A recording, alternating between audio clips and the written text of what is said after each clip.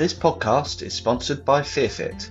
FearFit is a UK and Australia-based brand that provide high-quality weight vests and training apparel built for performance, heavily focused on mindset and building an inspiring and motivating culture with athletes from all around the world who share their story and make you believe that anything is possible. You can get money off using discount code PlugsGolf10 at www.fearfit.com.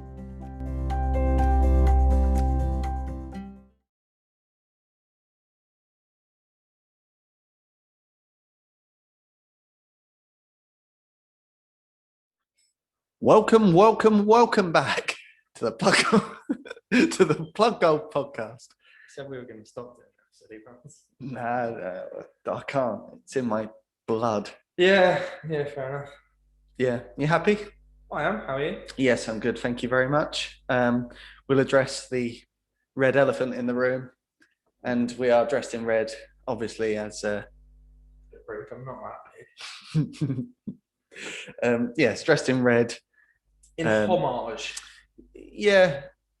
Homage as a tribute to Tiger Woods, and Black we wish him bottoms, red tops, the pair of us. We wish him a speedy recovery. Yeah, definitely. We got strength this week, Cal. I know this is in two parts. As people in the world of YouTube can see, I'm holding up a bottle of Soul, courtesy of yourself. Yeah. So thank you very much for that. That's right. I'm just on the water. I've got a bit of a headache, so yeah. It's a shame. Sorry, but... So I'll let you off. We'll be back at it next week. Yeah, definitely. 2 weeks. Yes. Yeah, of course. Yeah. We got quite a good episode here. There's some good stuff coming up. Yeah, definitely. What do we do, Cal? What do we do? Later on in the episode. We will be talking, or we have spoken with, a young man in Canada about his brand Flyte Golf. Yeah, Michael. Mike Ambar. Yeah, we had a great time chatting with him. It was really good. We spoke to him towards the tail end of last week, so that was good. I enjoyed that. Yeah, you'll hear that. A good conversation, and what will follow that interview is a nice discount code for the website that he's very kindly given to our followers. Very kindly. You guys gave us a nice one as well. Yeah, we've used placed our order. Yeah, 3 polos between us.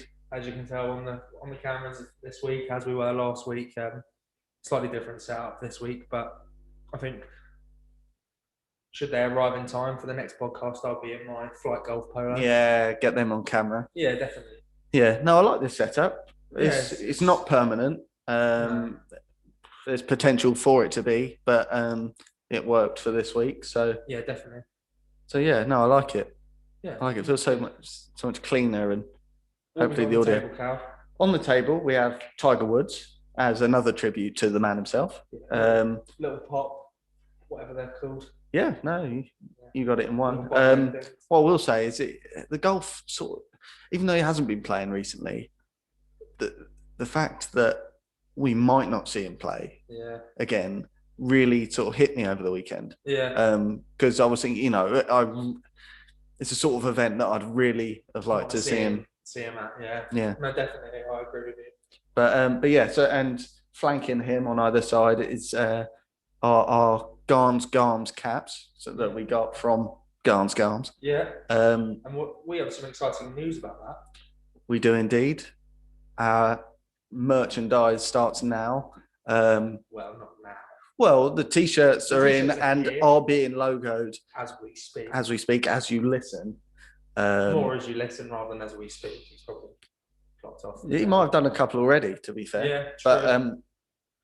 But yeah, so they'll be coming hopefully between this episode and the next. And if anyone's interested, they can contact us or purchase one. Definitely. But yeah, nice t-shirts, nice black t-shirts to start off. Out there for the merchandise train. We're always looking for ideas as well. We want to get a decent little shop going. So if anyone does have any ideas, anything you'd want to sort of buy with our branding on or anything like that, we're thinking of doing some caps, some golf caps, maybe some bobble ups come sort of winter time again later on this year. But Yeah, we'll have a look at it. T-shirts, the quality of the T-shirts looks great. The printing should be top notch as well. Honestly, guys, they're gonna be pretty cool. I can't wait to wear mine. Yeah, no, definitely agreed. So yeah, what have you been up to since last episode? I watched a lot of the golf, surprisingly. Yeah, I know that is. Yeah, I watched a lot of the shocking. golf this weekend. And last weekend, did you watch any? What was last weekend? Last weekend was yes, and Homer. Yeah, we spoke about that a little bit with Michael, didn't we? Yep. But touched on it. I only watched the two playoff holes. Okay. With Finau and Homer. I probably watched more last weekend than this. I watched a lot this weekend. Yeah, I watched a lot this weekend. I pretty much watched all of Sunday. I watched a lot. I watched the start of Sunday, and then I turned it off for a bit, and then watched the end of Sunday. So I watched a lot of Sunday's golf, and I watched a lot of Saturday's golf as well. It's just I watched a lot of Saturday, a lot of Sunday, some of Friday. I don't think any. Was it Friday that Hovland made the 7 or 8? 8 on a par 4, wasn't it? On the 18th. Yeah, he got unlucky with that. And what a comeback though to end up finishing second. I was saying this to you earlier, but I'll say it for the listeners.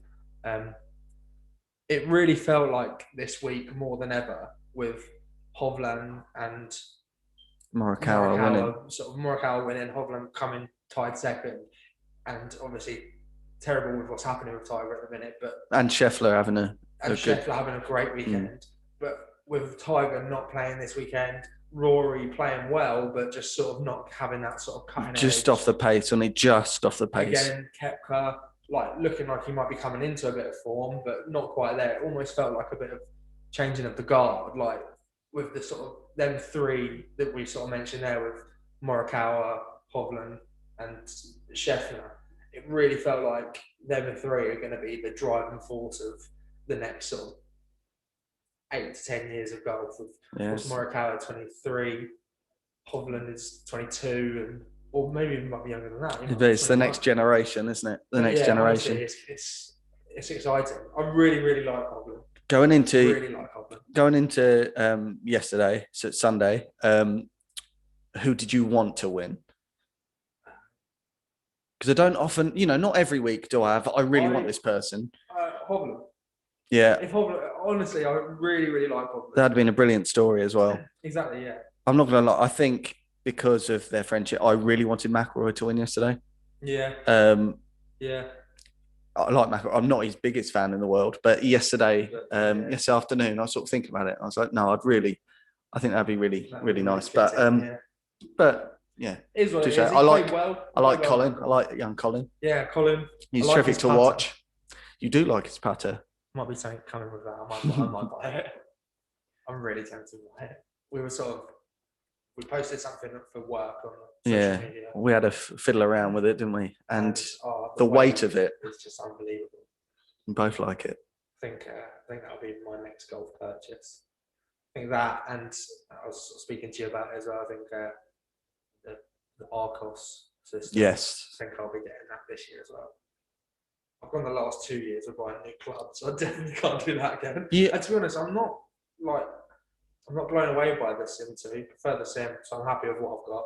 Yeah, we had that conversation. What was it last week? I prefer the colouring on this year's personally.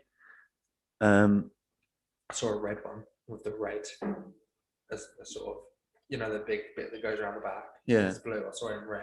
And to be fair, do you prefer that? Well, yeah, being a Saints fan and whatever. Was like, but I think they posted it like it was like a tailor-made like fan page. Yeah, they posted it because of Tiger. Yeah, and it was like I don't think it was real. No, but if that had been the colouring, if that had been the colouring originally, it would have tempted me. But I don't think I'd be able to get away with it. No. I think I'll get told off.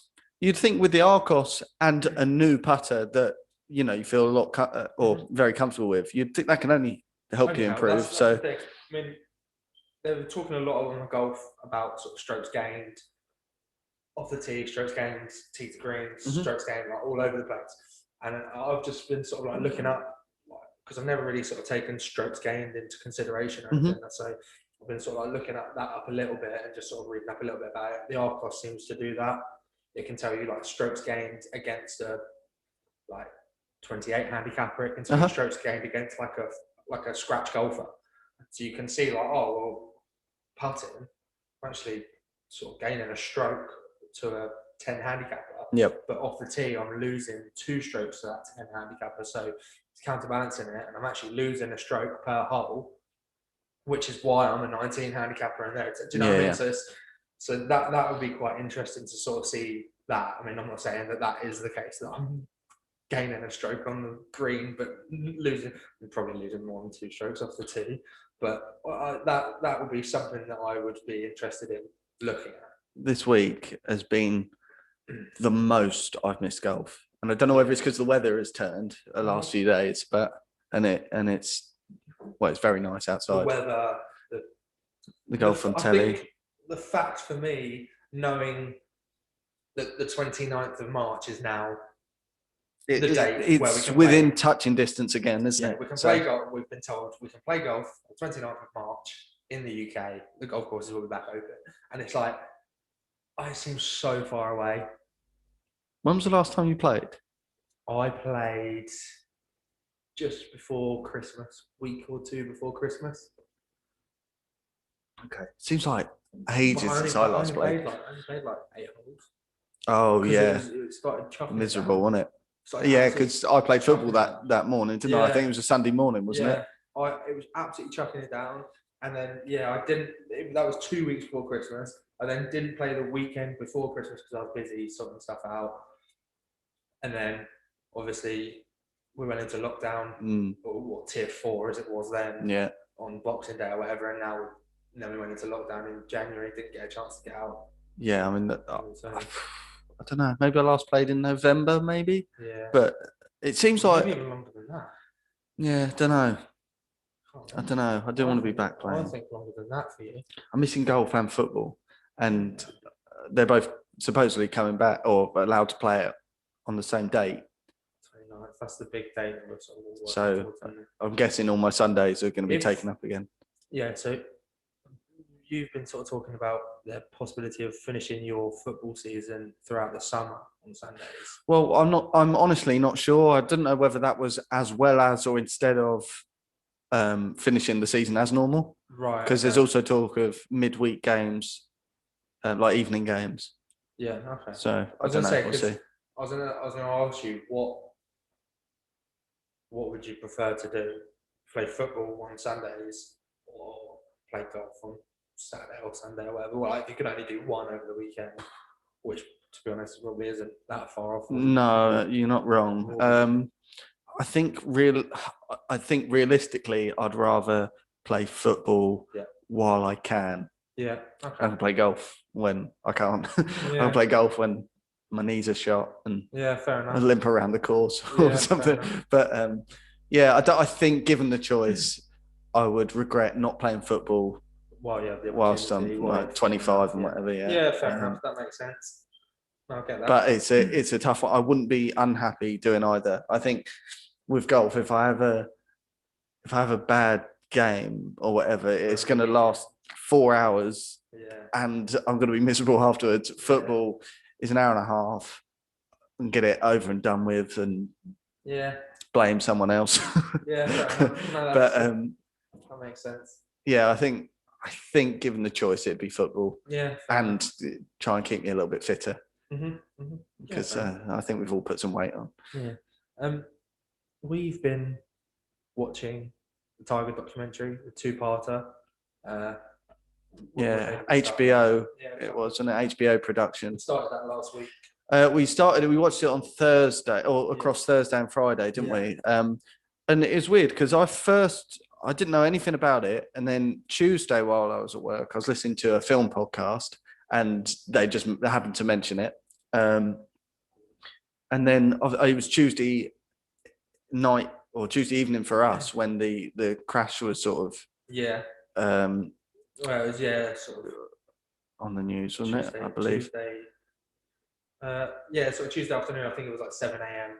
over there. Yeah, so it was perfect. After I sort of heard about the documentary, and I was like, must give that a watch. That sort of happened. So come Thursday, I just thought, right, I'm going to stick that on and have a watch. Because like we said before on the Tiger Woods episode in season 1, we're just, we're just 5-10 years too late to have actually witnessed prime Tiger and pay attention to it. Mm-hmm. So a lot of what I saw in that documentary was quite new to me, especially of his younger days and with his dad and stuff. It's stuff I was sort of half aware of. Some of that stuff was sort of new to a lot of people, I think. Like you say, the sort of early days, I don't think a lot of people sort of understood or sort of really cared for the fact of how much his dad sort of did put a lot of pressure on him. So how much there was sort of coming down on him from his dad just to be the big thing in golf ever. Do you know?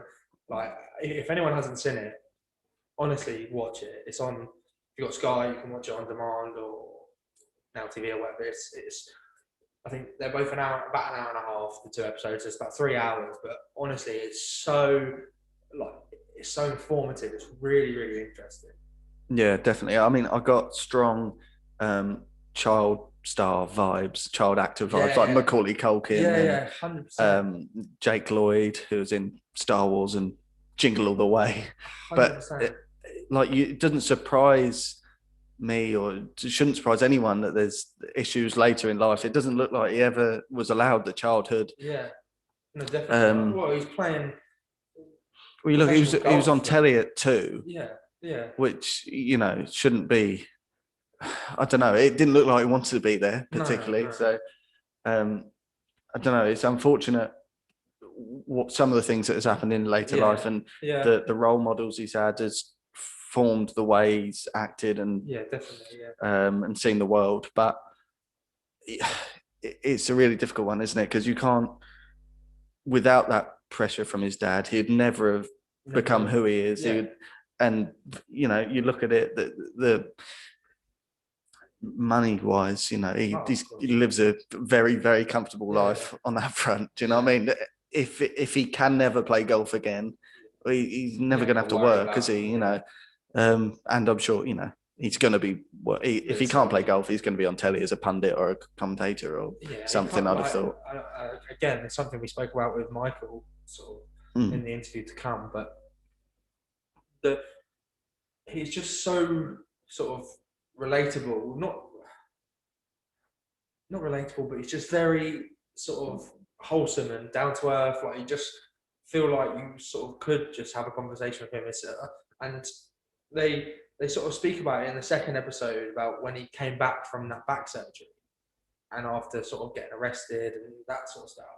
And you see him sort of when he was playing with Kevin Na at the players, and he's having having a laugh and having a joke, and you sort of never really saw that.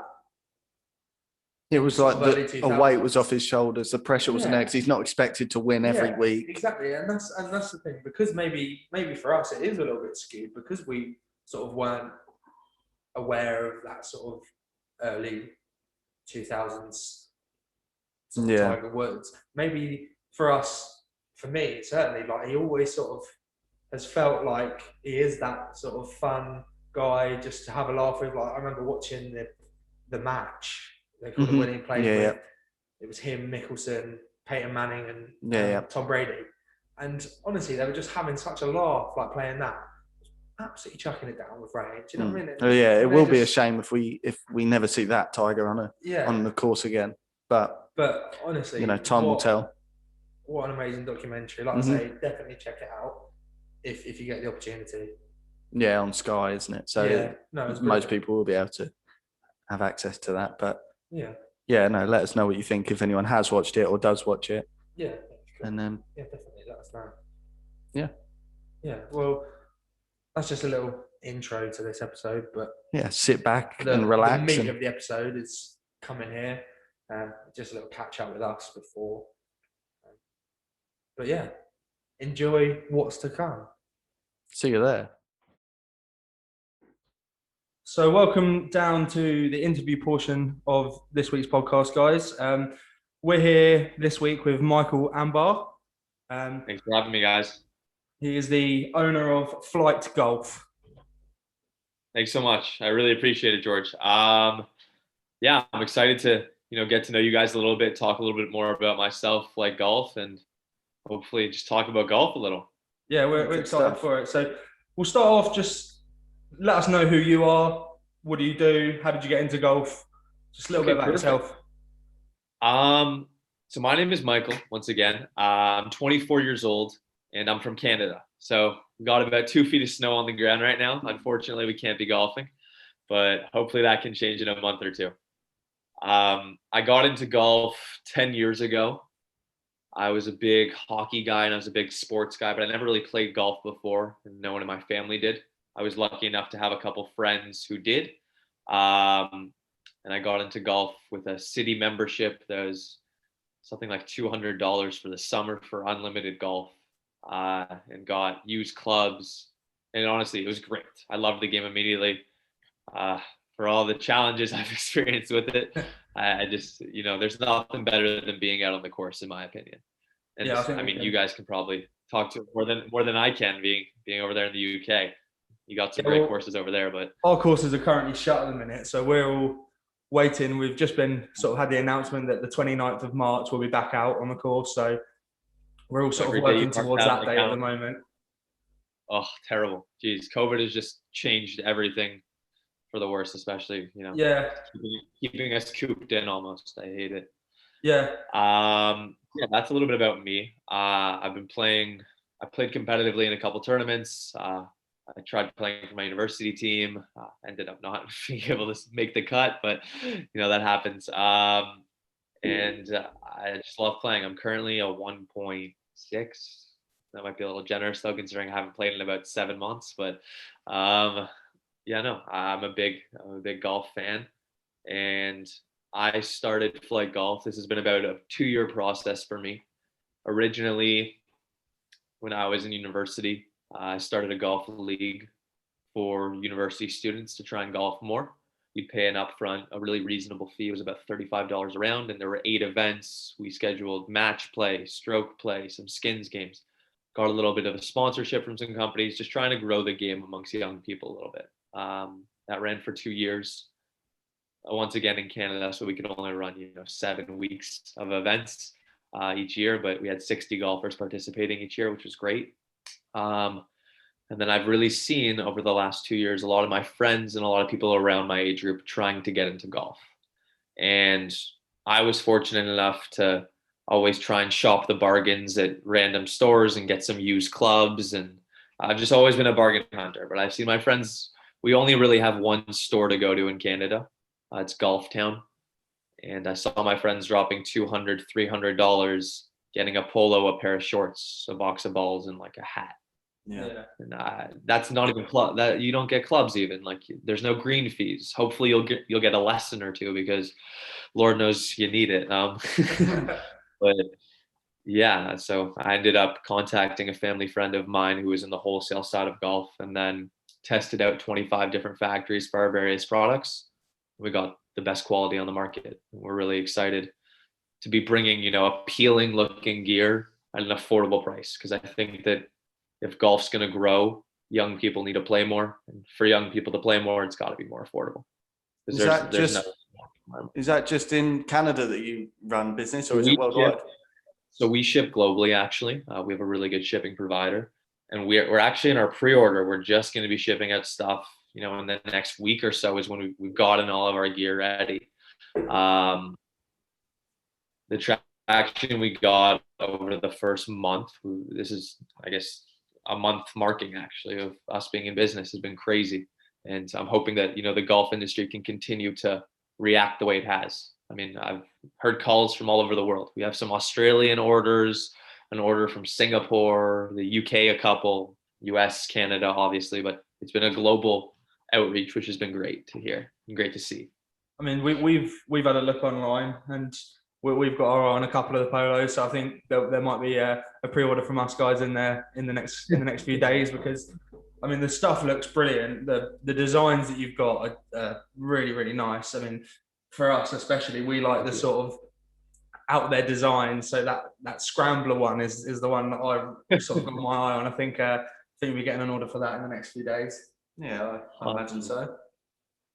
But yeah, it's You got to show some style, I think, on the course. I mean, the days of the plain black polo, I hope they're not there anymore. But yeah, we should take John Daly's lead, in my opinion, and start getting a little more colorful. Agreed. He's certainly out there, isn't he? Yeah. Oh, he's a wild dude. But look, got some style. That's all I can say. Yeah, no, agreed. Do you watch a lot of the golf? I do. Yeah.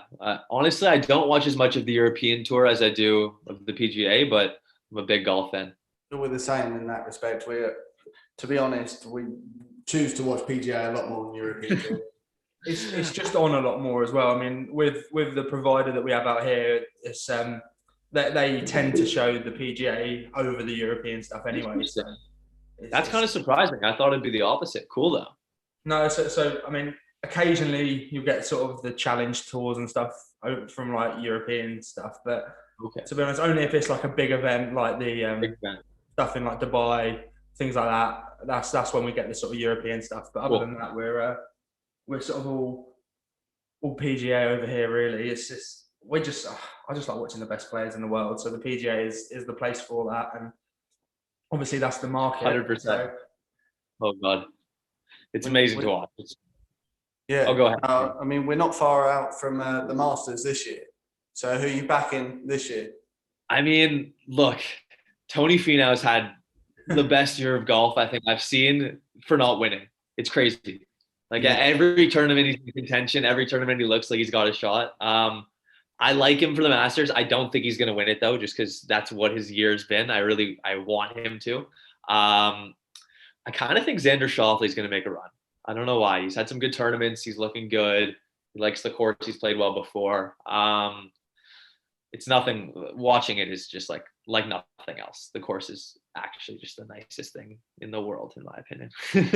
Yeah, we both watched the golf over. How about you guys? What are you thinking? With Tony Finau and seeing him in that playoff, and he's just very much that sort of almost man, isn't he? Just never quite gets there. A lot of top 10s, a lot of top 20s, but he just can't ever seem to get that final push just to get him over the line. But we're big fans of Tony Finau as well. But I think personally, I can't overlook DJ for the Masters again. I think the way he played in November was unbelievable. Like, I mean, the score proved it. Being 20 under is ridiculous.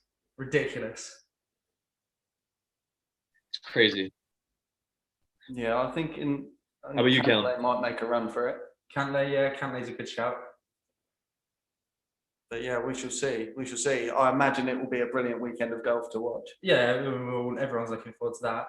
But going back to Flyte Golf a little bit. So you started up this year mainly. Yes. So what's the sort of plan for the business? You're looking to create sort of all different types of apparel, trousers, everything. I see you do the balls and the gloves as well. So right now we've got balls, gloves, hats, shirts, quarter zips, and a bag that we recently came out with. And our goal, for the summer season is to have a women's line and have some pants involved.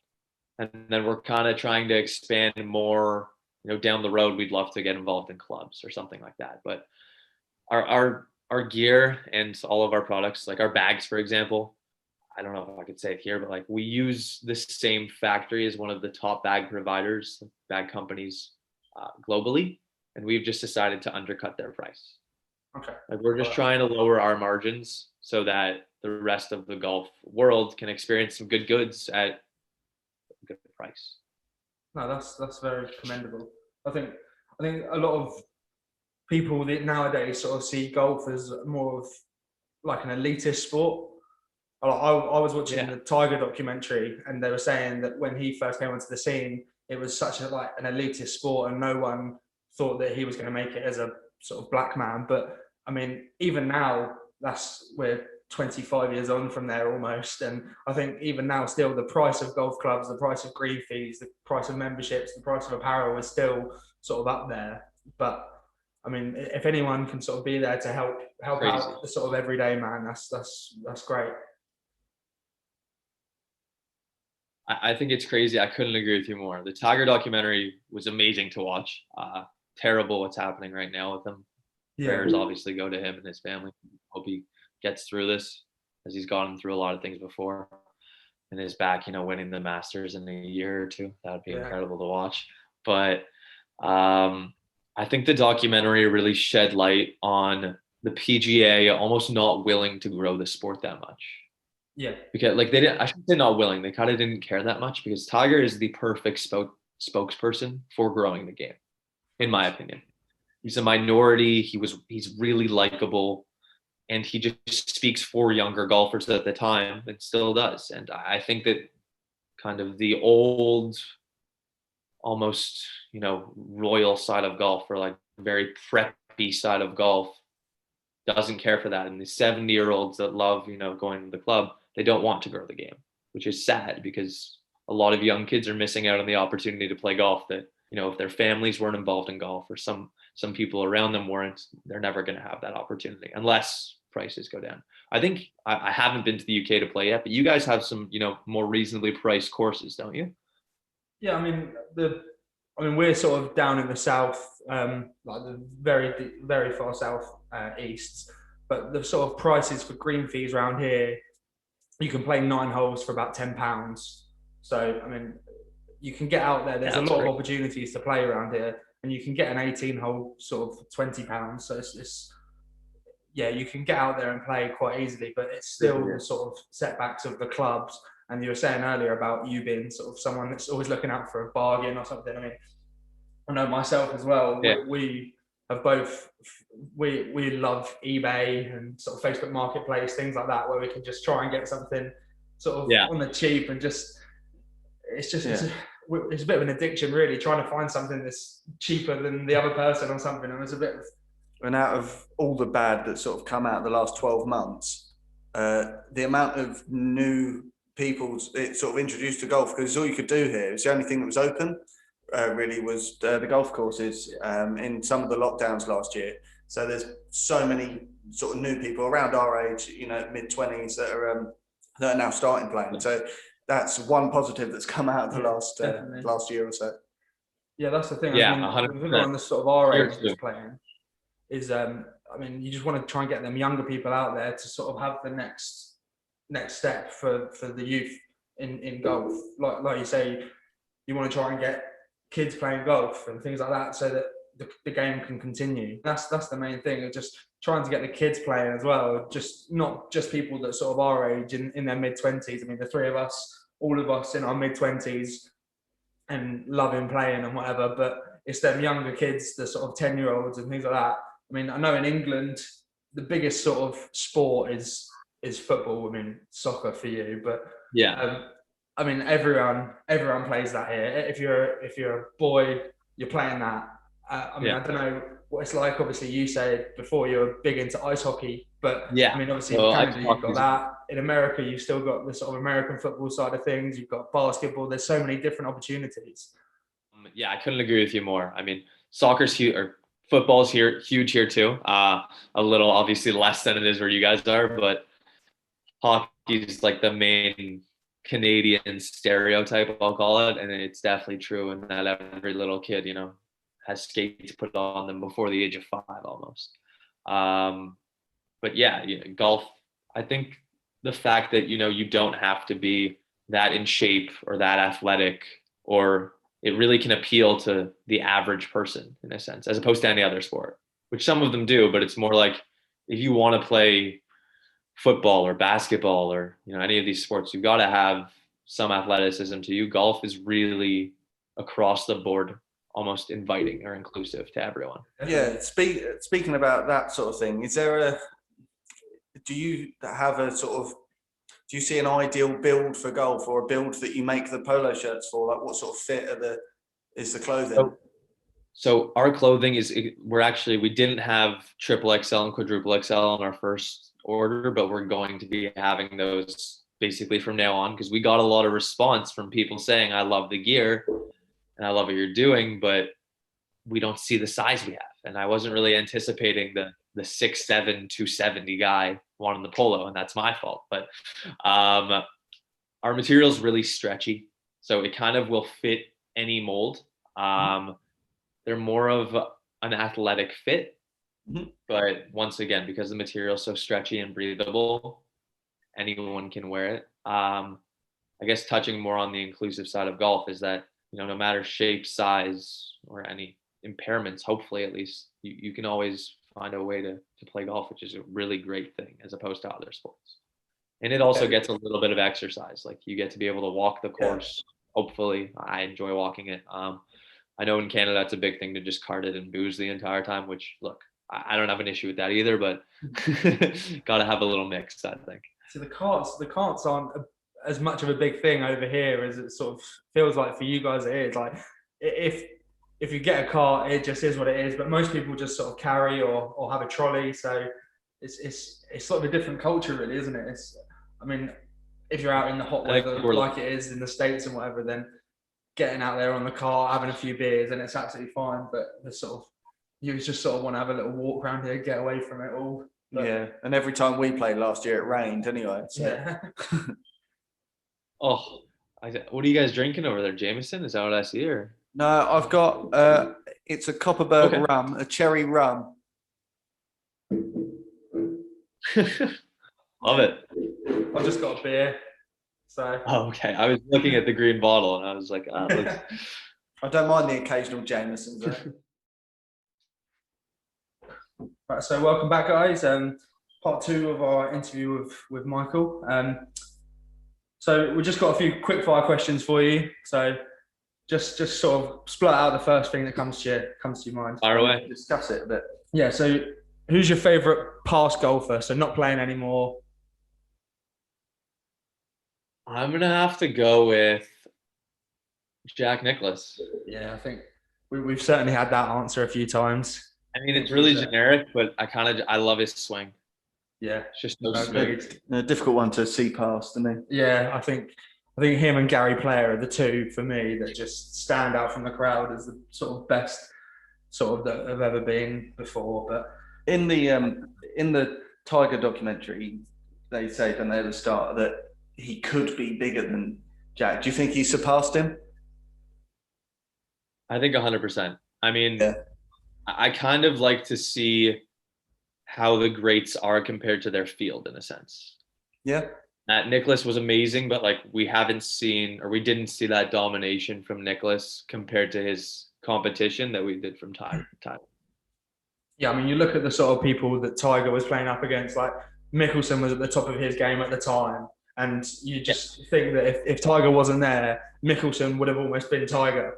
And 100%.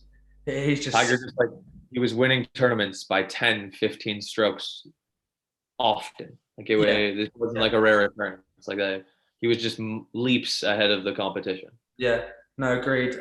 I mean, that's sort of. I think your sort of answer there answers the next question of who's your favorite present golfer, but. Actually, it's not. Yeah, my favorite present golfer is Justin Thomas. Oh, okay. Yeah, I love him.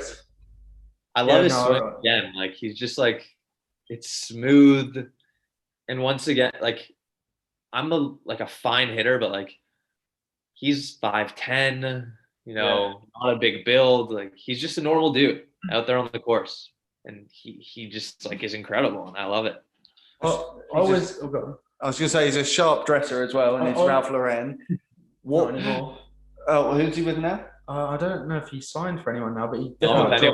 Oh, okay. He's not with anyone. Yeah. But what brand that's not Flyte Golf would you choose to wear if you could? I really like G4. I like G4. Yeah. You guys may have not even heard of it in the UK. Right. Nope. So if it wasn't, I should say like G4 was a little bit of an inspiration for Flyte in that they have really good quality gear. The gloves are colorful. The leather's really good, similar to ours, except they're really expensive. So I kind of wanted to say, can this be less expensive? Mm-hmm. Yeah, they have some really cool stuff. Colorful, tasteful. I don't know if you guys have heard of Bad Birdie. I don't think so. No, I haven't. It doesn't spring to mind. It's an American, they basically make polos, and they were on Shark Tank. It's like an investor. Yeah, it's like Dragon's Den is called over here. Yeah. exactly. And we saw that, there's a lot of companies right now coming up that are trying to appeal to younger golfers, and they're just copying their like really loud and out there polo design. Like they're trying to do like these flowers and parrots and toucans, stuff like that. Like it's cool. I like it, but they're really expensive, and all of these companies are following their lead, trying to make them really expensive, which I didn't understand.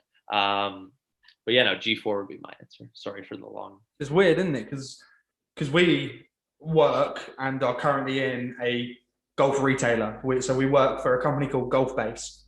Cool. And like we stock like a fair few brands of like different golf stuff, and it's just like it's surprising that we haven't actually heard of that brand. I mean, it must be quite big in like over the other side.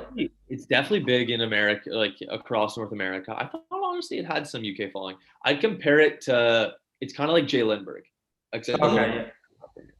So like sort of top end, expensive, but it's good quality stuff. Yeah, good quality, expensive, but like they also have some out there designs. Yeah. We've got quite out there Ted Baker polo shirts, haven't we? That we wear.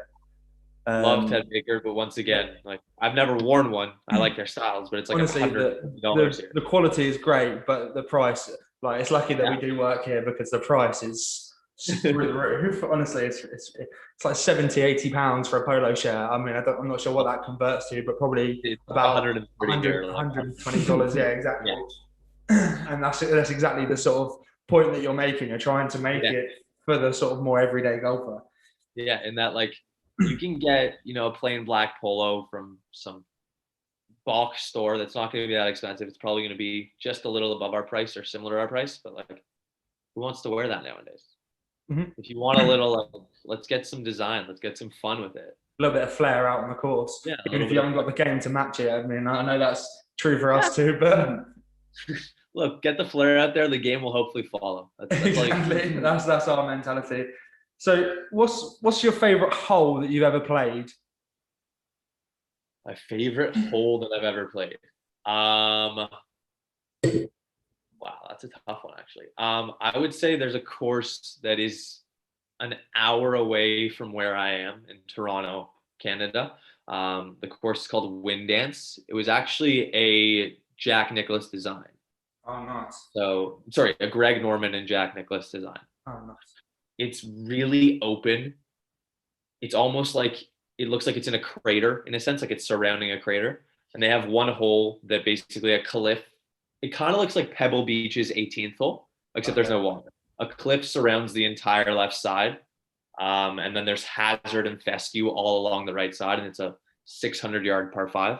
Okay. And always just like a really picturesque hole that I like playing. Yeah, nice. Okay. Yeah, sounds lovely. Yeah. So what's your favorite course that you've ever played? I would have to say Trump National, probably Doral. It's in Miami, Florida. Oh, nice. Yeah. Yeah, really nice course. There's a couple of sort of maybe one or two Trump ones up in Scotland. And how are they? I mean, aside from him, how are they? Yeah, literally. It'd be so much better if he just didn't have his name on it, but alas, they do. So what's the dream course? We tend to sort of take out Augusta and the old course here because they're sort of given that they're the two. But other than them two, what's the dream course that you want to eventually get playing? I'd really like to get out to Bandon Dunes. It's in Oregon. It is, I think they're going to host Bandon Dunes and Whistling Straits. Those are two like link style in America that I'd like to get out to. And then there's a course that's really east in Canada called Cabot Cliffs.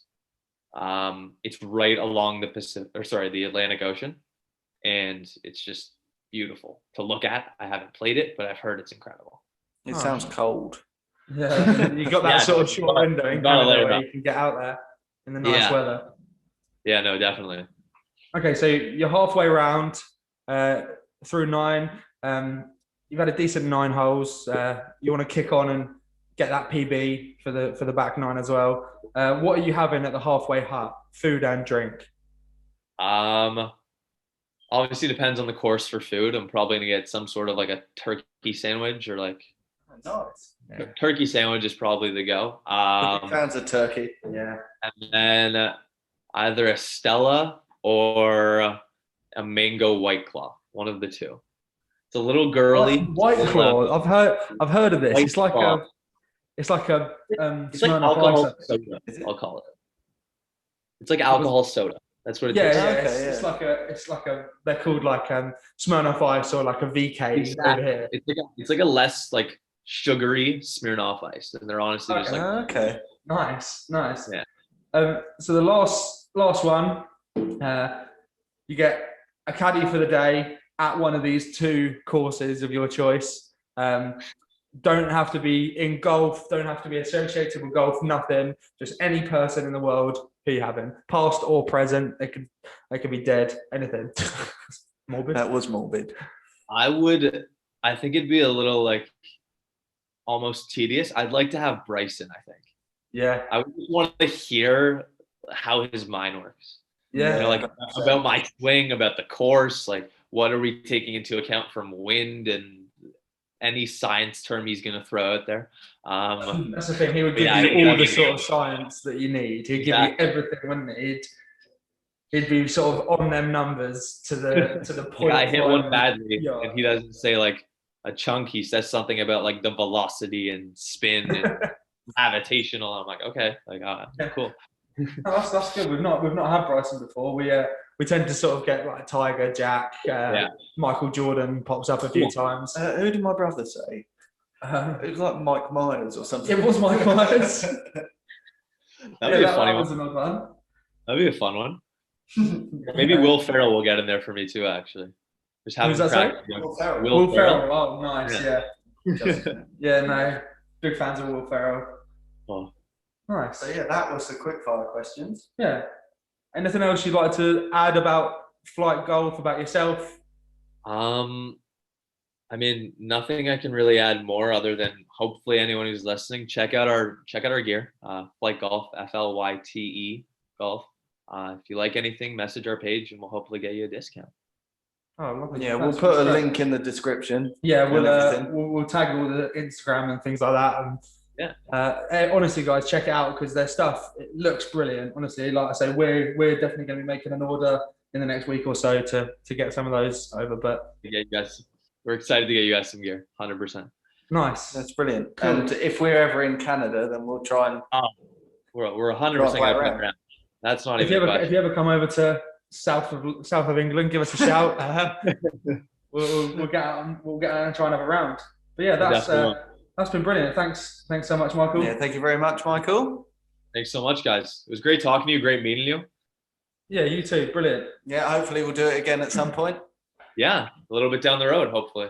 Yeah, perfect. Thank you very much. Cheers,